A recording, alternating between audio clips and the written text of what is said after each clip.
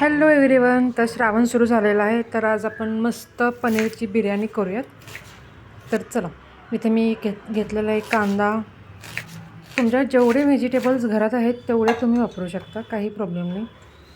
कांदा, टमॅटो, बटाटे, वाटाणा, बीन्स ते पण तुम्ही यूज करू शकता. सगळे चॉपिंग करून घ्यायचं व्यवस्थित. इवन शिमला मिरची पण व्यवस्थित सगळं चॉपिंग करून घ्यायचं आणि एका बाउलमध्ये ठेवायचं. मी इथे माझ्याकडे कॅरेट होतं तर ते पण यूज केलेलं आहे. सगळे व्हेजिटेबल्स कापून झाल्यानंतर एका बाउलमध्ये घ्यायचं आणि बाउलमध्ये घेतल्यानंतरनं त्यामध्ये 2 चमचे दही घ्यायचं. दही मिक्स करायचं आणि इथे मी घेतलेले आहे जिंजर गार्लिक पेस्ट, त्यानंतरनं चटणी, कोरिएंडरची पावडर आणि थोडीशी हळद आणि त्यानंतरनं मेन बिर्याणी मसाला. हे सगळं व्यवस्थित ॲड करून घ्यायचं, व्यवस्थित मिक्स करायचं आणि थोडंसं मीठ टाकून घ्यायचं आणि सगळं व्यवस्थित मिक्स करायचं.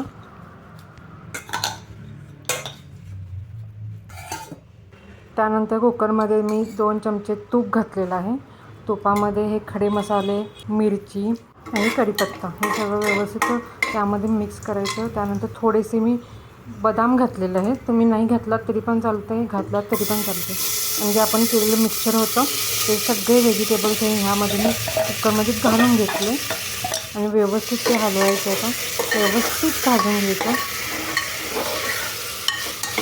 एक 2 ते 3 मिनटं भाजू द्यायचं. त्यानंतरनं पनीर फ्राय करून त्यामध्ये टाकून घ्यायचं. आता थोडे टाकायचे आणि भात शिजल्यानंतरनं तुम्ही शेवटला पण टाकू शकता. त्यानंतरनं बिर्याणीचे जे तांदूळ आहेत ते टाकून घ्यायचं. पहिल्यांदा 5 मिनटं पाण्यामध्ये भिजत ठेवायचं आणि त्यानंतर डायरेक्ट टाकून द्यायचं. मी इथे थोडीशी कोथिंबीर ॲड केलेली आहे आणि त्यानंतरनं पाणी टाकून घ्यायचं.